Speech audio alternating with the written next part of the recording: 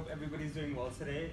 As you can tell, weather's getting warmer, so as it gets warmer, it's patio season, lunches, dinners outside. But my favorite thing that I have to say about summer is usually I get to play a lot of sports, so I love playing tennis. I love playing outdoor basketball because there's like other factors like such as wind and like the pavement and rocks so that I can actually beat my friends and win. But one of my favorite sports in the world is actually cricket. So just so I can understand like the audience's knowledge of cricket, can I get everybody to just put their hands up? Okay, keep your hand up if you have heard of the sport cricket before. Okay, awesome, nice. Keep your hand up if you've ever watched cricket. Okay, ever played cricket? If you can explain to me what cricket is and how it's played. Oh, that's pretty good. Okay, wow, nice, awesome. Okay, so for those of you who haven't heard of cricket or don't know it that well, let's change it. Okay. So cricket is actually the second most popular sport in the world. So if you haven't heard cricket and you're wondering why this is the second most popular sport in the world, it's because it's actually originated and was invented in England a long, long time ago. So around the 16th century, I believe. And the way it spread to other regions of the world was through colonization. So England actually, the British Empire at the time, just went and colonized different countries such as Australia, South Africa, India, so on and so forth. Even Canada, technically we're still under British rule, but that's controversial, so I won't go there. In this map, if you see anything in the color of orange, those are the leading members who play cricket internationally. So it's no coincidence that those are Australia, India, South Africa, West Indies, so on and so forth. The other members are not as developed in cricket, but are getting there. And even though Canada is or was under the British Empire at some point, the reason why Canada didn't adopt cricket as well is because during the summer months, people would generally play baseball and not cricket. And that was mostly because people thought that cricket was more of a sport for higher class people, such as British people, because they were being colonized at the time. So that's just giving you an idea of very small portion of the world, which is everything in orange, actually plays cricket internationally, and it's just developing in other countries, but it's still the second most popular sport in the world.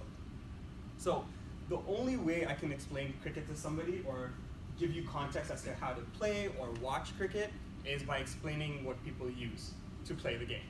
So I'm going to explain 3 pieces of equipment that I usually use to play cricket. So one is the cricket bat, the second is the wickets, or we call them stumps, and the last thing would be the cricket ball. So in this picture over here, what you're generally seeing is the cricket bat. The bat is used by the batsman as a tool to score runs. So very similar to baseball, the cricket bat is just used to not scoring home runs, but runs in general. This is what a cricket field generally looks like. So in the middle, you'll have your pitch. You'll have the batsman at the top of the pitch, so where the arrows kind of begin. If a batsman hits the ball outside of the stadium, well, not outside of the stadium, but outside of the boundaries, that's 6 runs. If they hit it beyond the boundary, but it touches the grass first, that's around 4 runs, so that's the red line. And then finally, you have to run in between the wickets to, if you don't hit the ball far enough, you get a chance to run in between the wickets to score 1, 2, 3, 4, 5, how many of the runs you can. Normally, people run in between the wickets once, majority of the time, sometimes twice. The next thing is the wickets or stumps. So the wickets is something that is on either side of the pitch. So I have 2 arrows, the 2 black arrows in the middle of the pitch. There's the wicket on each side of the pitch. These wickets are actually protected by the batsman. So it's very similar to a home base. The batsman can get run out if he's not in the wicket area. So if he's not in the general area of the wicket and they hit the wickets with the ball, the batsman can get run out. If the ball ever touches the wicket, the batsman is pretty much out, whoever's in that area. And the main goal is to just protect these wickets and don't let a cricket ball touch them. Now, going to the other side of the batsman is the bowler. This is just to show that the wickets are placed on both sides of the pitch, and I'll explain why. So the other side of on the other side of the wicket is generally a bowler, and the bowler's main job, just like baseball, a pitcher's main job is to get the batsman out.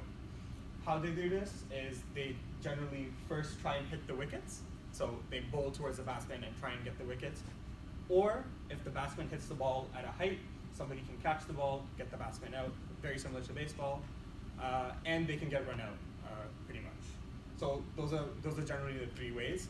This dude's name is Mitchell Johnson. At one point, he was one of the fastest bowlers in the world. Very scary dude. He looks kind of scary, but he's Australian. He's nice. He's okay. I just wanted to share my favorite parts of the game. So the intro to this slide deck was a gentleman's game. Cricket is seen as a gentleman's game because whenever an umpire or referee gives a player as out or not out, or any decision like, oh, that was 4 runs, that was 1 run, 2 runs, the cricket players will never argue with the referee or a referee / umpire, just because they believe that the game should be played in fairness, and that's why it's called a gentleman's game. I also have a few pictures of unfit cricket players, just to prove to you guys, unfit international cricket players, so they've made it.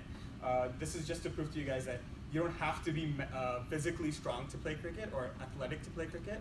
It's a mental game. Tests a player's temperament, patience, and control in situations. So if you weren't able to understand part of my the former part of my speech, just going to quickly summarize. Second most popular sport in the world.